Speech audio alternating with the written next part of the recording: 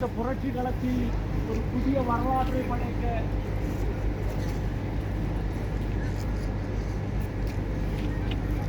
இந்த அற போராட்ட களத்தில் அமர்ந்திருக்கிற போராளிகளே, என அன்பு தோழர்களே, உங்கள் அனைவருக்கும் இந்த மாலை நேர வணக்கத்தை தெரிவித்துக் கொள்கிறேன்.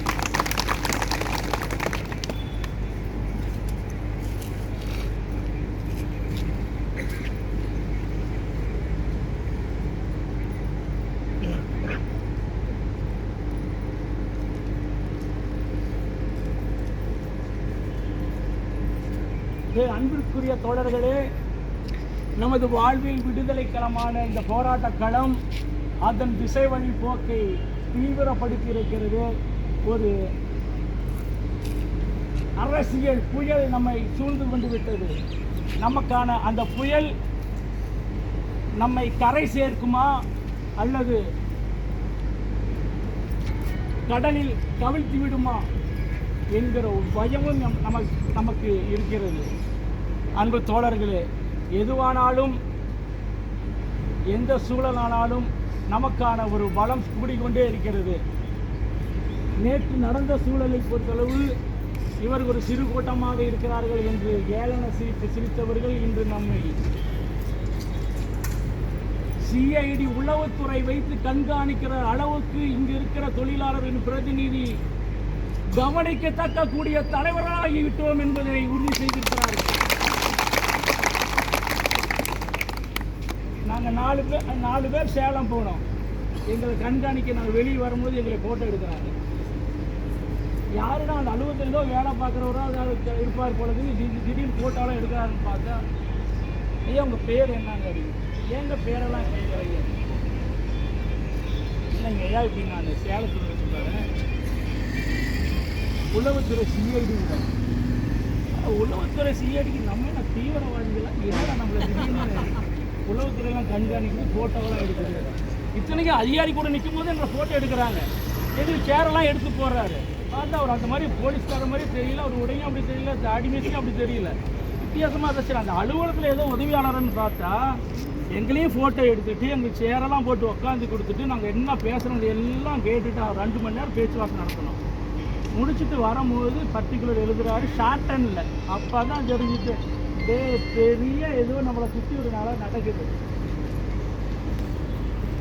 அப்படிங்கும்போது என்ன, நம்ம மீது கவனம் அரசு தலைமையில் இருந்து கண்காணிங்கள் அப்படின்னு முடிவு பண்ணிட்டாங்க.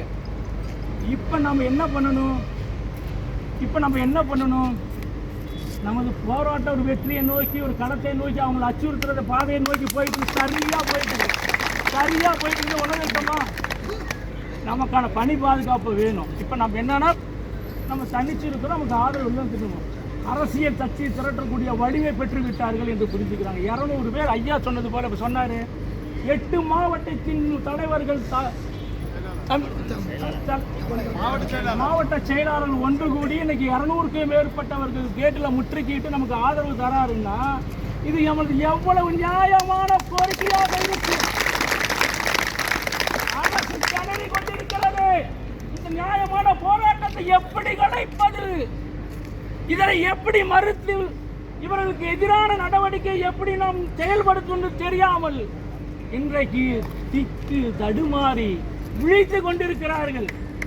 இதை எதிர்கட்சிகள் அரசியலுக்காக சாதகமாக்கி கொண்டிருக்கிறார்கள். அது நமக்கு வாழ்வில் வெற்றியை கொடுக்க போகிறது. இப்பொழுது தமிழக வெற்றி கழகம், அடுத்து நாம் தமிழர், அடுத்து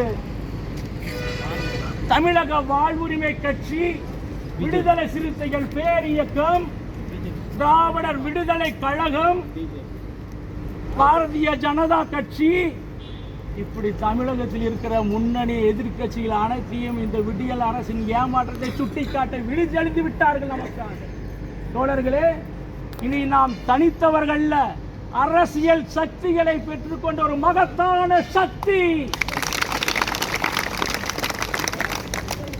இந்த அரசியல் சக்தி இணைத்துக் கொண்ட நாம் இன்னொரு சக்தி நமக்கு தேவைப்படுகிறது. அதற்காக தான் இன்றைக்கு நமது தோழர்கள் 4 பேரும் சென்று அதுக்கான சக்தியை பெற்றுக்கொண்டு வந்திருக்கிறோம், ஆதரவை திரட்டி கொண்டு வந்திருக்கிறோம்.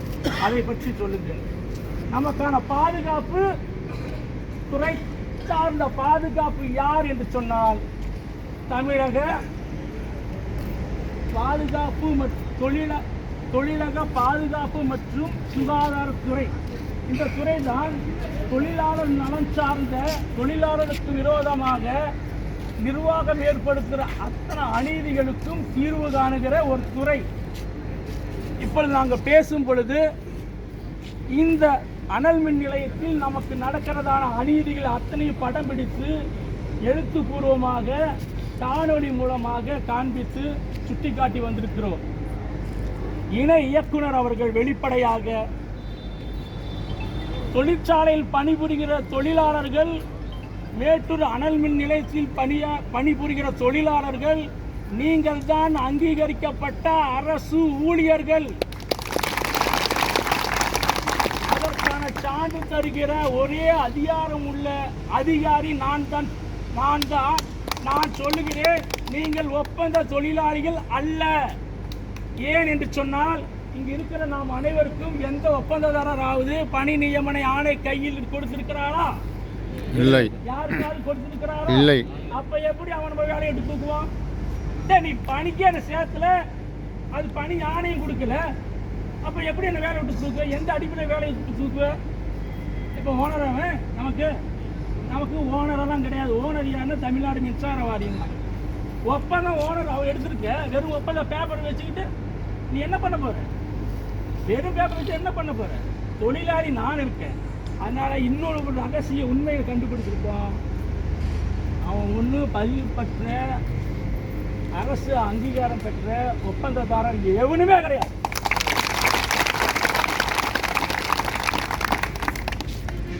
இங்கே நம்மை வேலை அமர்த்தி வேலை செய்திருக்கமான அரசு சார்ந்த உரிமை பெற்ற லேபர் லைசன்ஸ் பெற்ற ஒப்பந்ததாரர் ஒருவரும் கிடையாது. நம்மை எல்லாம் ஏமாற்றி அச்சுறுத்தி கொண்டு வருகிறார்கள். ஆகவே தான் சொல்லுறேன், வேலை செய்ய நாங்கள் தயாராக இருக்கோம். வாரியமே, மின்சார வாரியமே, நீ வேலை கொடு, நான் வேலை செய்கிறேன், நடுவில் இவன் வேணாம் அப்படின்னு சொல்கிற நிலைப்பாடு இருக்கிறோம். அதனால நம்ம கோரிக்கை ஒரே கோரிக்கை தான். அதுலேருந்து என்னெல்லாம் போயிட்டு வந்தாங்க, திடீர்னு வேறு மாதிரி பேச நினைக்காதீங்க, டைவர்ட் ஆகிட்டு நினைக்காதீங்க. புலிவாலை பிடிச்சேன், அடித்து உடைக்க போகிறோம், புலி தான் கொல்ல போகிறோமே தவிர நம்ம ஒன்றும் ஆக போகிறதில்லை. எல்லாம் ஆரம்பத்துலேயே சொல்கிறது தான். புலிவாலை பிடிச்சோம், நான் ஒருத்த பிடிச்சதா பரவாயில்ல, எனக்கு கூட 900 பேர் இருக்கிறீங்களே, புலி அடித்து கொல்ல மாட்டோமா? அந்த புலிங்கிறது என்ன? இவனுக்கெல்லாம் ஒப்பந்ததாரங்க புலி அடித்து விரட்டுறது முடிவாகி போச்சு. இதுவே நாம் தெளிவாக சொல்லுகிறேன், அன்பு தொழிலாளர் தோழர்களே, ஒப்பந்த தொழிலாளர்கள் என்கிற வார்த்தையை மறந்து விடுவோம். அந்த அடிமை அடையாளம் நமக்கு தேவையில்லை. மேட்டூர் அனல் மின் நிலையத்தில் அங்கீகரிக்கப்பட்ட உரிமையுள்ள தொழிலாளர்கள் நாம். இனிமேல் மேட்டூர் MTPS 1 MTPS 2 தொழிலாளர்கள் திருமண பத்திரிகையில் போட்டுக் கொள்ளுங்கள்.